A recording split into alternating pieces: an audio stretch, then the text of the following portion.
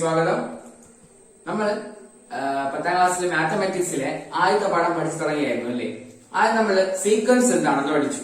എന്നാൽ ആ സീക്വൻസ് എങ്ങനെ എഴുതണമെന്നും ഒക്കെ ഞാൻ പറഞ്ഞു തന്നിട്ടുണ്ടായിരുന്നു.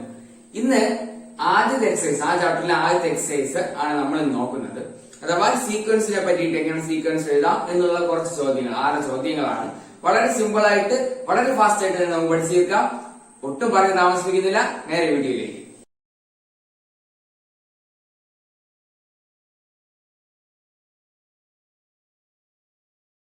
അപ്പോൾ നമ്മൾ ഇന്ന് അരിത്തമാറ്റിക് സീക്വൻസിലെ ആദ്യത്തെ എക്സസൈസ് 1.1ലെ ആദ്യ ചോദ്യമാണ് നമ്മൾ ഇപ്പൊ ആദ്യം നോക്കുന്നത്.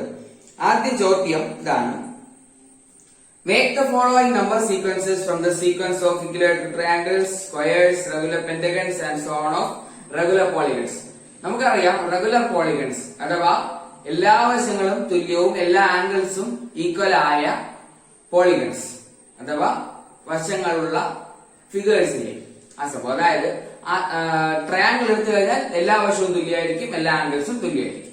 ക്വാഡ്രിലാറ്ററൽ അഥവാ 4 വശമുള്ള ആ ഫിഗർ എടുത്തു കഴിഞ്ഞാലും അതിന് എല്ലാം തുല്യമായിരിക്കും, നമ്മൾ സ്ക്വയർ എന്ന് പറയും.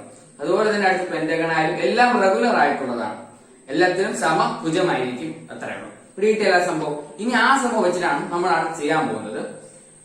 അഥവാ ട്രയാങ്കിൾ, സ്ക്വയർ, പെന്റഗൺ, ഹെക്സഗൺ ഞാൻ ഇങ്ങനെ വരച്ചിട്ടുണ്ട്.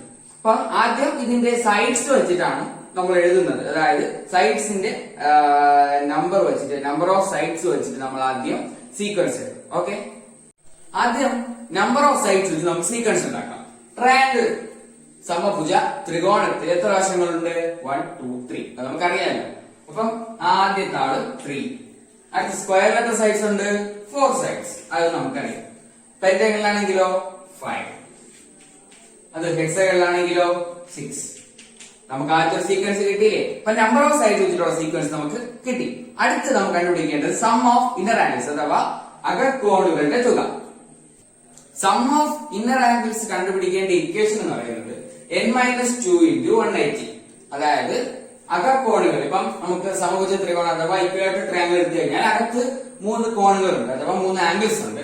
ഈ 3 ആംഗിൾസും കൂടെ കൂട്ടുമ്പോൾ എത്ര കിട്ടും? അതാണ് സം ഓഫ് ഇന്നർ ആംഗിൾസ് എന്ന് പറഞ്ഞു കഴിഞ്ഞാൽ. അപ്പൊ സം ഓഫ് ഇന്നർ ആംഗിൾസ് കണ്ടുപിടിക്കാൻ ഒരു ഫോർമുലയുണ്ട്, n-2 × 180. ഈ ഫോർമുലയ്ക്കകത്ത് n എന്ന് പറയുന്നത് ആ സൈഡ്സിന്റെ നമ്പർ ആണ്, എത്ര എണ്ണമുണ്ട് സൈഡ്സ്. അപ്പൊ ട്രയാങ്കിളിനെ സംബന്ധിച്ചിടത്തോളം എത്ര സൈഡ്സ് ഉണ്ട്? 3 സൈഡ്സ് ഉണ്ട്. അത് എന്നിന്റെ സ്ഥാനത്ത് നമുക്ക് 3 കൊടുത്ത് നോക്കാം. 3 - 2 × 180. 3 - 2 1, 1 × 180 180 തന്നെയാണ്. അപ്പം സീക്വൻസിലെ ആദ്യത്തെ ആൾ നമ്മൾ കണ്ടുപിടിച്ചു. ആദ്യത്തെ ആളാരാണ്? 180 തന്നെയാണ്. അടുത്ത് നമുക്ക് എന്നിന്റെ സ്ഥാനത്ത് സ്ക്വയറിന്റെ 4 സൈഡ്സ്, ആ 4 നമുക്ക് എന്നിന്റെ സ്ഥാനത്ത് കൊടുക്കാം. അപ്പോ 4 - 2 × 180 അഥവാ എത്രയാണ്? 2 × 180 360. അപ്പൊ രണ്ടാമത്തെ ആൾ നമുക്ക് കിട്ടി 360. അതുപോലെ കിട്ടിയില്ലേ? അടുത്ത് 5 സൈഡ്സ്, അത് പെന്റഗണിന്റെ 5 സൈഡ്സ് നമുക്ക് ഈ ഫോർമുലയിൽ 5 കൊടുത്ത് നോക്കാം. അപ്പൊ എത്ര കിട്ടും നോക്കാം. 5 - 2 × 180 എത്രയാണ്? 5 ന്ന് 2 പോയി കഴിഞ്ഞാൽ 3 × 180 540. അപ്പൊ മൂന്നാമത്തെ ആള് നമുക്ക് കിട്ടി. അപ്പൊ രണ്ടാമത്തെ സബ് ക്വസ്റ്റ്യൻ അഥവാ സം ഓഫ് ഇന്നർ ആംഗിൾസിന്റെ സീക്വൻസ് നമ്മൾ കണ്ടുപിടിച്ചു കഴിഞ്ഞു. 180 then 360 then 540 ഇങ്ങനെ പോകുന്ന ഒരു സീക്വൻസ്. അപ്പൊ അത് മനസ്സിലായില്ലേ? അടുത്ത് നമുക്ക് sum of outer angles. Outer ആംഗിൾസിന്റെ അഥവാ ഇപ്പൊ ട്രയാങ്കിൾ എടുത്തു കഴിഞ്ഞാൽ നമുക്ക് ഈ ട്രയാങ്കിൾ എന്താ ഇവിടെ വശം ഇങ്ങനെ നീട്ടാലോ, സ്ക്വയർ എടുത്തു കഴിഞ്ഞാൽ സ്ക്വയറിന്റെ വശത്തെ ഇങ്ങനെ നീട്ടി കൊടുക്കാലോ. ഇങ്ങനെയൊക്കെ നീട്ടുമ്പോൾ കിട്ടുന്ന ആംഗിൾ, ഇപ്പൊ ഇവിടെ എടുത്തു കഴിഞ്ഞാൽ ഇത്, ഇവിടെ ഈ ആംഗിൾ, ഇങ്ങനെ കിട്ടുന്ന ആംഗിൾസ് അതിനെ വിളിക്കുകയാണ് ഔട്ടർ ആംഗിൾ. ഈ ഔട്ടർ ആംഗിൾ മൊത്തം കൂട്ടുമ്പോൾ എത്ര കിട്ടുമെന്നാണ് നമുക്ക് കണ്ടുപിടിക്കേണ്ടത്. അതിലേക്ക് പോകാം. അതിനൊരു വേറെ പ്രയാസങ്ങളൊന്നുമില്ല, നമുക്ക് ജസ്റ്റ് അത് മനസ്സിലാക്കി മതി. ഏതൊരു പോളിഗൺ എടുത്താലും, റെഗുലർ പോളിഗൺ ഏതൊരെണ്ണം എടുത്താലും സം ഓഫ് ഔട്ടർ ആംഗിൾസ് എന്ന് പറയുന്നത് എപ്പോഴും 360 ആയിരിക്കും. അഥവാ ഇപ്പോ ട്രയാങ്കിളിന്റെ എടുത്തു കഴിഞ്ഞാലും 360 തന്നെയാണ്, സ്ക്വയർ എടുത്താലും 360 തന്നെയാണ്, പെന്റഗൺ എടുത്താലും 360 തന്നെയാണ്. നമുക്ക് 360 360 360 എന്ന സീക്വൻസേ കിട്ടത്തുള്ളൂ. അപ്പൊ അതുകൂടി കിട്ടിയില്ലേ? രണ്ടാമത്തെ സബ് ക്വസ്റ്റ്യനും മൂന്നാമത്തെ സബ് ക്വസ്റ്റ്യനും നമ്മൾ പഠിച്ചു. അടുത്ത് 1 ഇന്നർ ആംഗിൾ അഥവാ ഓരോ ഇന്നർ ആംഗിൾസും ഇതായിപ്പോ ആംഗിളിനെ സംബന്ധിച്ച് ഈ ആംഗിൾ സ്ക്വയർ ആണെങ്കിൽ ഇവിടെ ഇങ്ങനെ ഓരോ ഇന്നർ ആംഗിളിന്റെയും ഒരു സീക്വൻസ്. ഇതിനകത്തൊരു ഇന്നർ ആംഗിൾ എത്രയായിരിക്കും, അടുത്ത് ഇതിനകത്തൊരു ഇന്നർ ആംഗിൾ എത്രയായിരിക്കും. ഇന്നർ ആംഗിൾ കണ്ടുപിടിക്കുന്ന സിമ്പിൾ ആണ് കേട്ടോ, ഒന്നുമില്ല. നമ്മൾ നേരത്തെ സം ഓഫ് ഇന്നർ ആംഗിൾസ് പഠിച്ചില്ലേ, മൂന്ന് ഇപ്പം ട്രയാംഗിൾ എടുത്തു കഴിഞ്ഞാൽ മൂന്നകത്തുള്ള മൂന്ന് കോണുകളിലും കിട്ടുന്ന ഉത്തരം നമ്മൾ കണ്ടുപിടിച്ചു. ആ സീക്വൻസ് നമുക്ക് ജസ്റ്റ് എഴുതി നോക്കാം. അതെങ്ങനെയാണ് ആ സീക്വൻസ്? 180, then 360, പിന്നെ 540, ഇങ്ങനെ പോകുന്ന ഒരു സീക്വൻസിൽ നമുക്ക് അപ്പൊ കിട്ടിയത്. ഈ ഓരോ സം ഓഫ് ഇന്നർ ആംഗിൾസിന്റെയും എത്ര സൈഡ് ആ പോളിഗണിലുണ്ട് അതുകൊണ്ട് ഡിവൈഡ് ചെയ്താൽ മതി, നമുക്ക് ഉത്തരം കിട്ടും. ഇപ്പൊ 180 ആരുടെ ഇന്നർ ആംഗിൾ ആണ്? സം ഓഫ് ഇന്നർ ആംഗിൾ ആണ്. ട്രയാംഗിളിന്റെ അകക്കോണുകളുടെ തുകയാണ് 180. ട്രയാംഗിൾ എത്ര സൈഡ്സ് ഉണ്ട്? 3 സൈഡ്സ്. ആ 3 സൈഡ് കൊണ്ട് നമുക്ക് ഡിവൈഡ് ചെയ്താൽ മതി. അതായത് 180 ഡിവൈഡഡ് ബൈ 3. അപ്പൊ നമുക്ക് ഒരു ആംഗിളിന്റെ ഉത്തരം കിട്ടും. വേറെ ഒന്നുമില്ലല്ലോ, 60 കിട്ടിയില്ലേ? അപ്പൊ സീക്വൻസിന്റെ ആദ്യത്തെ ആളെ നമുക്ക് കിട്ടി 60. അടുത്ത് 360 എടുക്കാം. 360 ഡിവൈഡഡ് ബൈ 360 ആരുടെ inner angle? Sum of inner angle ആണ്, സ്ക്വയറിന്റെ. അപ്പം നമുക്ക് അതൊന്ന് എടുത്ത് നോക്കാം. 360 ഡിവൈഡഡ് ബൈ 4 ഡിവൈഡ് ചെയ്ത് നമുക്ക് ഉത്തരം കിട്ടും 90. അപ്പം നമ്മുടെ സീക്വൻസിന്റെ അടുത്ത ആളെ കിട്ടി 90, അഥവാ സ്ക്വയറിന്റെ ഒരു ഇന്നർ ആംഗിൾ, അഥവാ ഈ കാണുന്ന ആംഗിൾ ആണ് എത്ര? 90. അതുകൂടി കിട്ടിയില്ലേ? ഇനി നമുക്ക് പെന്റഗൺ എടുക്കാം. പെന്റഗണിന്റെ സം ഓഫ് ഇന്നർ ആംഗിൾസ് 540 നമുക്ക് എന്ത് 540 എടുക്കാം. എത്രയാണ് സൈഡ്സ്? 5 കൊണ്ട് നമുക്ക് ഡിവൈഡ് ചെയ്യുമ്പോൾ നമുക്ക് ഉത്തരം കിട്ടും 540നെ 5 കൊണ്ട് ഡിവൈഡ് കഴിഞ്ഞാൽ നമുക്ക് കിട്ടും 108. ഡിവൈഡ് ചെയ്യേണ്ട കാര്യമില്ലല്ലോ, ഡിവൈഡ് ചെയ്യാൻ അറിയായിരിക്കുമല്ലോ. അപ്പൊ 540 5 കൊണ്ട് ഡിവൈഡ് ചെയ്യുമ്പോൾ 108 നമുക്ക് കിട്ടും. അപ്പൊ ഒരു പെന്റഗണിന്റെ ഒരു ഇന്നർ ആംഗിൾ എന്ന് പറയുന്നത് 108 ആണ്. അപ്പൊ നമുക്ക് അതുപോലെ എഴുതാമല്ലോ. മറ്റൊരു സീക്വൻസ് നമുക്ക് കിട്ടി 60, 90, 108 എന്ന് പറയുന്ന മറ്റൊരു സീക്വൻസ്. എന്തോന്നിന്റെ സീക്വൻസ് ആണ്? ഇന്നർ ആംഗിളിന്റെ സീക്വൻസ്. അടുത്ത് നമുക്ക് ഔട്ടർ ആംഗിൾസിന്റെ ഓരോ ട്രയാംഗിളിന്റെയും സ്ക്വയറിന്റെയും ഓരോന്നിന്റെ ആയിട്ട് ഓരോ ഔട്ടർ ആംഗിളും എടുത്ത് നമുക്ക് സീക്വൻസ് ഉണ്ടാക്കണം. അതിന് നമുക്ക് വേറൊരാളുടെ സഹായം ആവശ്യമാണ്. അതായത് വേറൊരല്ല, നമ്മുടെ ഇന്നർ ആംഗിൾസ് ഓരോന്നിന്റെയും ഇന്നർ ആംഗിൾ നമ്മൾ സീക്വൻസ് കണ്ടുപിടിച്ചില്ലേ, അതൊന്ന് എഴുതി വെക്കാം. 60, അടുത്ത സ്ക്വയറിന്റെ ഒരു ഇന്നർ ആംഗിൾ 90, പെന്റഗണിന്റെ ഒരു ഇന്നർ ആംഗിൾ ഏതാണ്? 108. ഓക്കെ, ഇത് വെച്ചിട്ടാണ് നമ്മൾ കണ്ടുപിടിക്കുന്നത്. എന്തിനാണ് ഈ ഔട്ടർ ആംഗിൾ എന്ന് ചോദിച്ചു കഴിഞ്ഞാൽ ജസ്റ്റ് ഞാൻ ഇപ്പൊ പറഞ്ഞുതരാം, ഒന്ന് ശ്രദ്ധിച്ചാൽ മതിയാവും. നേരത്തെ ഞാൻ പറഞ്ഞു എന്താണ് ഔട്ടർ ആംഗിൾ എന്ന്. ഇപ്പോ ട്രയാംഗിൾ ഞാൻ എടുത്തു, ഒരു വശം ഞാൻ എക്സ്റ്റെൻഡ് ചെയ്തു, അഥവാ നീട്ടി വിട്ടു. അതിനുശേഷം അവിടെ എനിക്ക് കിട്ടിയ ആംഗിൾ ഉണ്ട്, ഇതിന്റെ പേരാണ് ഔട്ടർ ആംഗിൾ. ഇപ്പൊ ഒരു ഔട്ടർ ആംഗിൾ ഇതാണ്. ഇതെങ്ങനെ കണ്ടുപിടിക്കും ചോദിച്ചാൽ നമുക്കറിയാം, ഒരു വര, ഒരു ലൈൻ ഉണ്ടാക്കുന്ന ആംഗിൾ എന്ന് പറയുന്നത് 180 അഥവാ 180 ഡിഗ്രിയാണ്. അപ്പോ നമുക്കറിയാം ഇതൊരു ലൈൻ എന്താണ്, ടോട്ടൽ 180 ഡിഗ്രി.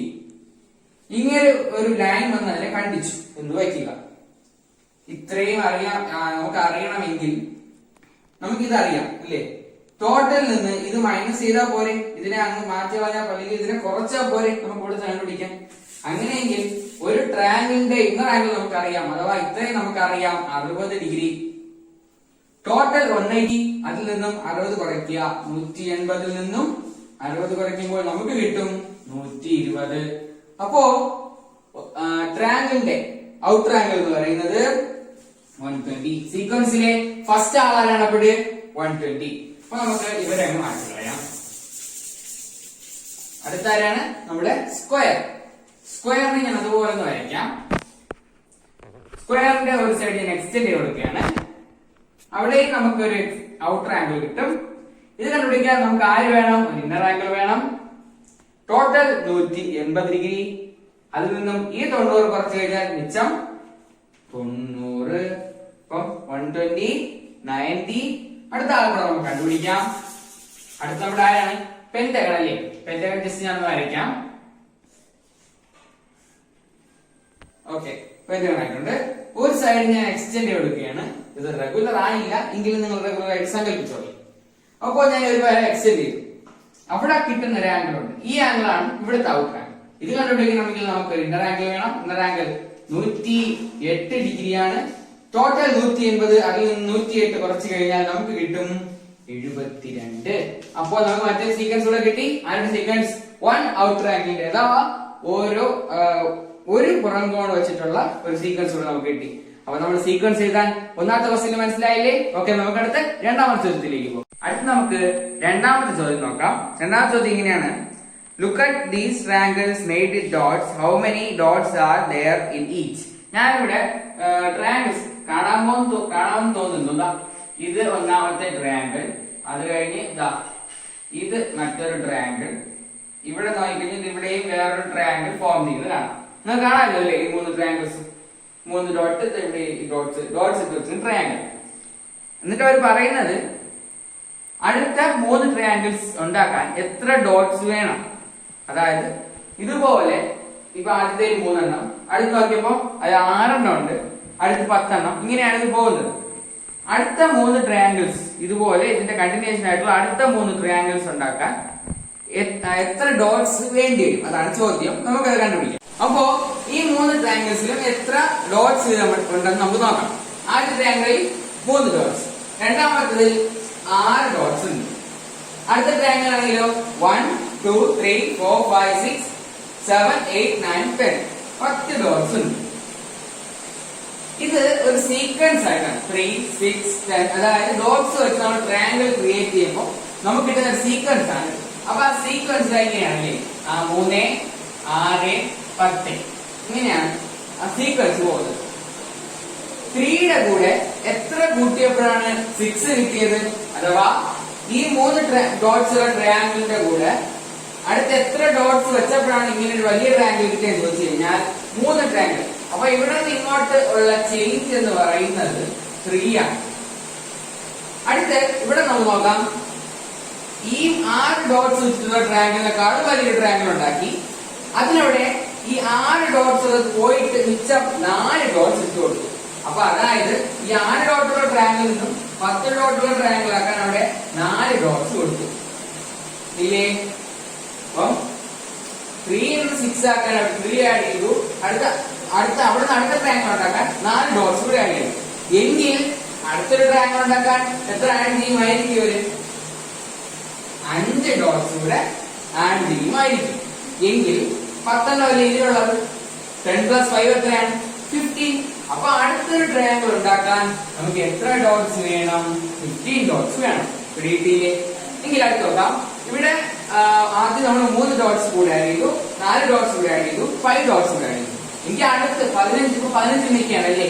15ൽ നിന്ന് അടുത്തൊരു ട്രയാങ്കിൾ കൂടെ ഉണ്ടാക്കാൻ വേണ്ടിയിട്ട് 3 4 5 നമ്മൾ എത്ര ആഡ് ചെയ്യണം? 6 ആഡ് ചെയ്യണം. 15 + 6 എത്രയാണ്? 21. അപ്പൊ അടുത്ത 3 ട്രയാങ്കിളില്ലേ, നമ്മൾ ഒരു ട്രയാങ്കിൾ കണ്ടുപിടിച്ചു 15, അടുത്ത 21, 3 ആഡ് ചെയ്തപ്പോ അടുത്തത് അവിടെ നിന്ന് 10 കിട്ടാൻ 4 ആഡ് ചെയ്തു. അവിടെ നിന്ന് അടുത്ത ട്രയാങ്കിൾ ഉണ്ടാക്കാൻ 5 ഡോട്ട്സ് ആഡ് ചെയ്തപ്പോ 15 കിട്ടി. അവിടെ നിന്ന് അടുത്ത ട്രയാങ്കിൾ ഉണ്ടാക്കാൻ 6 ഡോട്ട്സ് കൂടെ ആഡ് ചെയ്തു. അപ്പൊ നമുക്ക് 21 കിട്ടി. അടുത്ത അവിടെ നിന്ന് 6 കഴിഞ്ഞാൽ 7, 21 + 7 28. അപ്പൊ നമ്മുടെ സീക്വൻസ് നമുക്ക് കിട്ടിയില്ലേ? അഥവാ അടുത്ത 3 ട്രയാങ്കിൾസ് ഉണ്ടാക്കാൻ എത്ര ഡോട്ട്സ് വെച്ച് വേണം? അടുത്ത ട്രയാങ്കിൾ ഉണ്ടാക്കാൻ 15, അതിന്റെ അടുത്ത ട്രയാങ്കിൾ ഉണ്ടാക്കാൻ 21, അത് കഴിഞ്ഞിട്ട് ട്രയാങ്കിൾ ഉണ്ടാക്കാൻ 28. ഈ ക്വസ്റ്റ്യനും വളരെ സിമ്പിൾ ആയി പിടിയിരിക്കുന്നു. ഒരു സീക്വൻസ് രൂപത്തിലാണ് പോയത് കൊണ്ടാണ് നമുക്ക് അത് കണ്ടുപിടിക്കാൻ കഴിയും. അതെങ്ങനെയാണ് പോയത്? ആദ്യത്തെ ട്രയാങ്കിൾ 3 ഡോട്ട്സ്, അടുത്തതിൽ 6, അടുത്തതിൽ 10. ഇത് നമുക്ക് എങ്ങനെ കിട്ടി? 3യുടെ കൂടെ 3 എഴുതപ്പോൾ 6 കിട്ടി. 6ന്റെ കൂടെ 4 ആഡ് ചെയ്തു, 3, അത് കഴിഞ്ഞ് 4, അങ്ങനെ പോകുന്നുണ്ട്. നമ്മൾ അടുത്ത് 5 ആഡ് ചെയ്തു, 15 കിട്ടി. 5 ആഡിന് ശേഷം 6 ആഡ് ചെയ്തു, 7 ആഡ് ചെയ്തു. ഇങ്ങനെയാണ് നമ്മൾ അടുത്ത 3 ട്രയാങ്കിൾസിന് ആവശ്യമായ ഡോട്ട്സും കണ്ടുപിടിച്ചത്. ഈ ക്വസ്റ്റ്യൻ മനസ്സിലായില്ലേ? നമ്മൾ ഒരു ക്വസ്റ്റ്യൻ കൂടെ നോക്കും. നമുക്ക് അടുത്ത ക്വസ്റ്റ്യനിലേക്ക് കൂടെ കടന്നു പോകാം. മൂന്നാമത്തെ ക്വസ്റ്റ്യൻ ഇങ്ങനെയാണ്: write down the sequence of natural numbers leaving remainder 1 on division by 3 and the sequence of natural number leaving remainder 2 on division by 3. Simple ആയിട്ട് പറഞ്ഞാൽ ഇത്രേ ഉള്ളൂ. നമ്മുടെ നാച്ചുറൽ നമ്പറിന്റെ സീക്വൻസ് ഇല്ലേ 1 2 3 4 5. ഇതിനെ നമ്മൾ ആദ്യം ഏത് സംഖ്യ കൊണ്ടാണ് ഡിവൈഡ് ചെയ്യുന്നത്? 3 കൊണ്ട് ഡിവൈഡ് ചെയ്യുമ്പോൾ ശിഷ്ടം 1 കിട്ടുന്നതും മാത്രമല്ല റിമൈൻഡർ 2 on division by 3. 3 കൊണ്ട് ഡിവൈഡ് ചെയ്യുമ്പോൾ 2 കിട്ടുന്നതുമായിട്ടുള്ള 2 സീക്വൻസ് ഉണ്ടാക്കാനാണ്. എങ്ങനെയാണ് സംഭവം? വളരെ സിമ്പിൾ ആണ്. നമുക്ക് അത് രണ്ടും ഒരു സ്റ്റെപ്പിൽ തന്നെ ചെയ്ത് തീർക്കാം. 2 മിനിറ്റ് ലാഗ് അടിക്കാതെ ആദ്യം നമുക്കൊന്നും അങ്ങനെ ചെയ്യാതെ സപ്പോസ് നമുക്ക് അതിനെ കമ്പയർ ചെയ്ത് വേഗത്തിൽ പഠിക്കാം. അപ്പോ ഇതാണ് നമ്മുടെ നാച്ചുറൽ നമ്പർ അഥവാ എണ്ണൽ സംഖ്യയുടെ ശ്രേണി. 1 2 3 4 5 അങ്ങനെ പോകണം. ഇതിനെ നമ്മൾ 3 കൊണ്ട് ഓരോ സംഖ്യയായിട്ടും എന്ത് ചെയ്യും? ഹരിക്കും അഥവാ ഡിവൈഡ് ചെയ്യും. ഡിവൈഡ് ചെയ്യുമ്പോൾ റിമൈൻഡർ അഥവാ ശിഷ്ടം 1 കിട്ടുന്ന ശ്രേണി നമുക്ക് ഇവിടെ എഴുതാം, 2 കിട്ടുന്ന ശ്രേണി നമുക്ക് താഴെ എഴുതാം. അപ്പൊ നമുക്ക് ഒരു സ്റ്റെപ്പിൽ തന്നെ നേരെ ഡിവൈഡ് തന്നെ എഴുതാന്ന് ഇതല്ലേ. അപ്പൊ നമുക്ക് ആദ്യത്തെ ആരാണ്? 1. 1നെ നമുക്ക് 3 കൊണ്ട് ഡിവൈഡ് ചെയ്യാം. എങ്ങനെ 1 3 കൊണ്ട് ഡിവൈഡ് ചെയ്യും? ഇത് ചെറിയ സംഖ്യ അകത്ത് പുറത്തുള്ള വലിയ സംഖ്യ എങ്കിൽ നമ്മൾ എന്ത് ചെയ്യും? മുകളിൽ ഒരു കുത്ത് കൊടുക്കും. മുകളിൽ ഒരു കുത്ത് കൊടുത്താൽ നമുക്ക് താഴെ ഇവിടെ ഒരു 0 കൊടുക്കാം. കൊടുത്തൂടെ?